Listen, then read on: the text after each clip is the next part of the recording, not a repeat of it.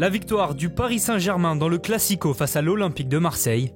Le récap de la 24e journée de Ligue 1, Manchester City étrille Liverpool et la barre des 500 buts pour Zlatan Ibrahimovic. Toute l'actualité est dans le journal de Made in Foot.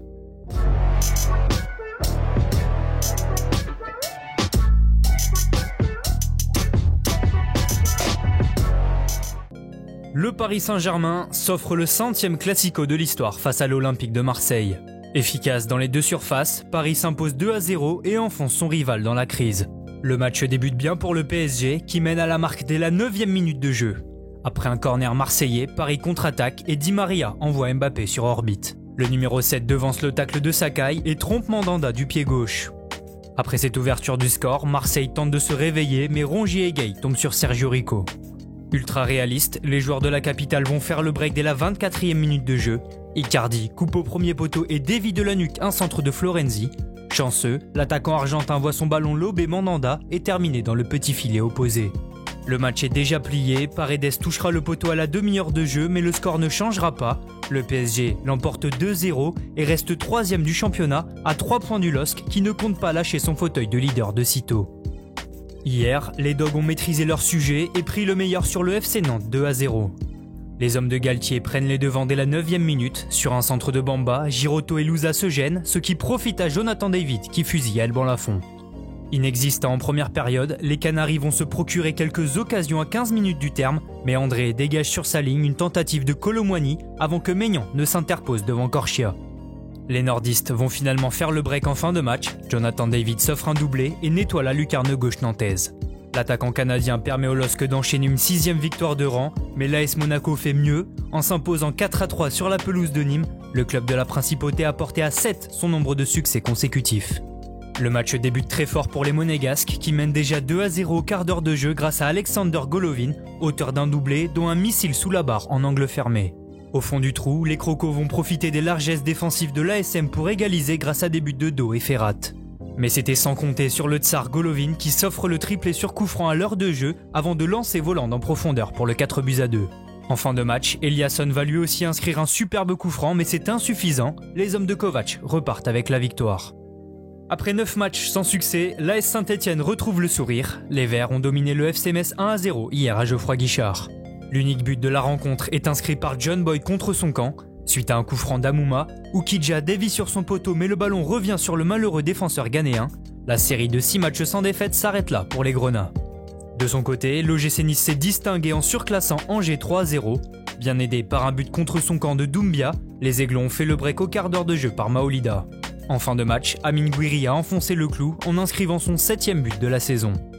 Match renversant à Francis Leblay entre Brest et Bordeaux. Les Girondins ouvrent la marque par Wang peu avant l'heure de jeu, mais les Bretons ont de la ressource puisque Mounier égalise en suivant bien une frappe repoussée par Costil.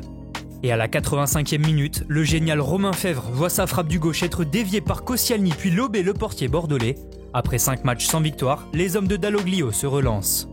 Un rebond également pour Montpellier qui n'avait plus gagné depuis 2 mois. Hier à la Mosson, les Héroltais ont disposé de Dijon 4-2.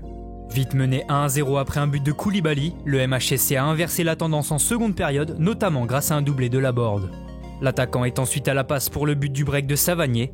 Konaté va réduire la marque pour le DFCO, mais Skuletic va tuer tout espoir dijonnais en fin de match. Au classement, rien ne change puisque les 4 premiers Lille, Lyon, Paris et Monaco ont gagné. L'écart se creuse avec le Stade Rennais 5e, Marseille 9e avec 2 matchs de retard. En seconde partie de tableau, Nice et Saint-Etienne prennent leur distance avec la zone rouge. Avec sa 3e victoire en 4 matchs, Lorient n'est plus barragiste et cède sa place au FC Nantes. En Angleterre, Manchester City a explosé Liverpool 4-1 dans ce choc de la 23e journée de Premier League. Après avoir manqué un penalty, Gundogan débloque la situation en seconde période pour les Sky Blues avant que Mohamed Salah n'égalise en transformant lui son penalty à l'heure de jeu. Les Citizens vont ensuite profiter des erreurs de relance au pied d'Alisson pour repasser devant grâce à Gundogan et Sterling. En fin de partie, Foden va s'offrir un slalom puis envoie un missile dans le but des Reds pour parachever le succès des siens. Avec cette victoire, les hommes de Guardiola sont leaders avec 50 points, Liverpool est 4e avec 10 points de retard. Juste derrière l'équipe de Jürgen Klopp, on retrouve Chelsea, vainqueur 2-1 de Sheffield United après des buts de Mount et Jorginho. De son côté, Tottenham a renoué avec la victoire en l'emportant 2-0 contre West Brom. Les Spurs s'en sont remis à leur duo Heung-min Son-Harry Kane. En Espagne, le FC Barcelone a dû batailler pour se défaire du Betis mais s'impose finalement 3-2. Menés à la pause, les Blaugrana vont revenir dans le match grâce à Messi et un but contre son camp de Ruiz. Le malheureux défenseur espagnol va se rattraper en égalisant, mais en toute fin de match, Trincao enroule du gauche pour son premier but sous les couleurs du Barça. Le jeune portugais permet ainsi aux siens de repasser deuxième de Liga.